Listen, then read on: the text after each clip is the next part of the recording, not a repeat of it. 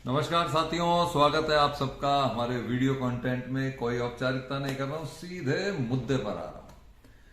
देखिए, कल का पर्व भारत के नहीं पूरे विश्व के इतिहास में स्वर्ण अक्षरों से लिखा जाएगा। कल का दिन वास्तव में बड़ा भव्य था। पूरे देश में सच में दीपावली का सा पर्व था। जगह जगह आतिशबाजी हो रही थी, जगह जगह लोग भंडारे कर रहे थे, जगह जगह मंदिरों में कीर्तन चल रहा था और सच में ऐसा लग रहा था कि भगवान श्री राम वास्तव में इस धरा पर आ गए। आ ही गए, कोई दो राय नहीं है, डेफिनेटली आ गए।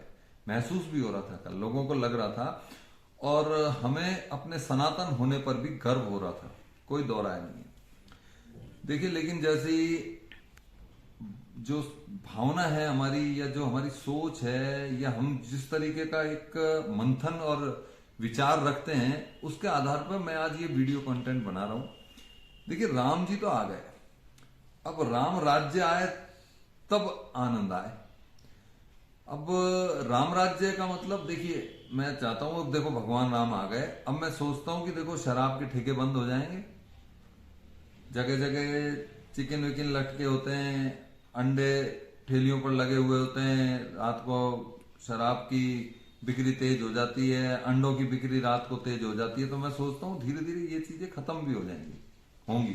रिश्वतखोर आज से ही रिश्वत लेना बंद कर देगा और धीरे धीरे हर आदमी ये महसूस करने लग जाएगा कि वास्तव में मुझे राम में होकर जीना है। तो राम आ गए, अब राम राज्य की स्थापना हो, तब भगवान श्री राम का जो कल महापर्व मनाया गया तब वो सार्थक होगा मेरी अपनी निगाह में। ठीक है, बहुत अच्छी बात है, ये जीत है, अपनी सनातन संस्कृति की जीत है, बहुत अच्छा है। कल एक भव्य कार्यक्रम किया गया, पूरे देश में पूरे विश्व में भव्य कार्यक्रम हुआ और सनातन संस्कृति को और धर्म को बढ़ावा मिला है, बहुत अच्छी बात है। राम आ गए, राम के साथ राम का राज्य भी आए, तब आनंद आए। अब मैं समझता हूं कल ये यदि एक त्योहार के रूप में मनाए, जैसे दिवाली मनाते हैं, होली मनाते हैं, रंग पूत लेते हैं होली पर और दूसरे दिन फिर अपने अपने काम में लग जाते हैं लोग, तो वो केवल एक त्योहार है। यदि कल का पर्व त्योहार के रूप में मनाया गया तो अगली 22 जनवरी को इसकी फिर अपन एक साल होने पर फिर इसका त्योहार मनाएंगे। लेकिन ये बाकी के जो 364 दिन है, इसमें क्या होगा? बाकी के 364 दिन है, इनमें क्या होगा? इनमें लोग वही काम करेंगे या वास्तव में राम राज्य की स्थापना होगी?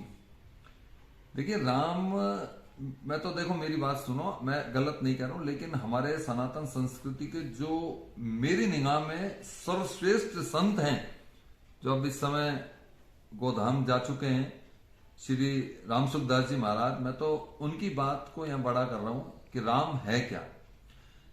देखिए, राम दो हैं, उनके आधार पर दो राम है। एक राम दशरथ नंदन राम है और एक राम वो है जिसका नाम उस राम से भी बड़ा है। उस दशरथ नंदन राम को गाया जा सकता है, महसूस किया जा सकता है, नाचा जा सकता है, आनंद और आदर्श के रूप में देखा जा सकता है। लेकिन जो राम, वो राम जिसका नाम राम है और जो उससे भी बड़ा है, उस दशरथ नंदन राम से भी बड़ा है उनका नाम, उस राम को तो महाराज श्री कहते हैं कि जब उस राम को समझ जाओ तो फिर उसके बाद आप मौन हो जाओगे, आप शांत हो जाओगे, आप शून्य में चले जाओगे। वही राम है और वो राम धर्म है। रामचरितमानस में भी तुलसी बाबा ने कही है, जहां राम है वहां धर्म है, जहां राम है वही अयोध्या है। लेकिन राम कैसे हैं? जहां धर्म है। अब ये सनातन संस्कृति का महान पर्व था, सब बहुत अच्छी बात है, लेकिन मैं चाहता हूं अपनी इस वीडियो के माध्यम से मैं कहता हूं कि अब राम राज्य की स्थापना हो बस, और राम राज्य की स्थापना हो और ये चीजें नजर ना आए। लेकिन यदि ये चीजें नजर आई ना, तो आज वही दारू के ठेके पर भीड़, वही चिकन पर भीड़, वही अंडे की ठेली पर भीड़ और वही रिश्वतखोरी और वही कोर्ट कचहरी में भाई भाई के गला घोट रहा है और कोर्ट में लड़ाई हो रही है, एक एक ईंट पर एक दूसरे का भाई माथा फोड़ रहे हैं। यदि ये चीजें 364 दिन चली तो मैं माफी चाहूंगा, मैं ये कहूंगा कि राम आ गए, राम राज्य की स्थापना नहीं हुई। और राम राज्य की स्थापना तभी होती है जब धर्म होता है। और राम जहां होते हैं वहां धर्म होता है। तो अपनी आज की वीडियो बनाने का मेरा मूल उद्देश्य सिर्फ इतना सा है, भगवान राम आ गए, हमारे मन में भी आ गए, लेकिन अब हमारे मन के अंदर हम उनके आदर्शों को, उनकी भावनाओं को साकार करें, ताकि ये 364 दिन भी हमारे राम राज्य की स्थापना हो और अनंत काल तक राम राज्य की स्थापना हो। अपनी अगली वीडियो में फिर हाजिर होऊंगा, तब तक के लिए जय हिंद, वंदे मातरम।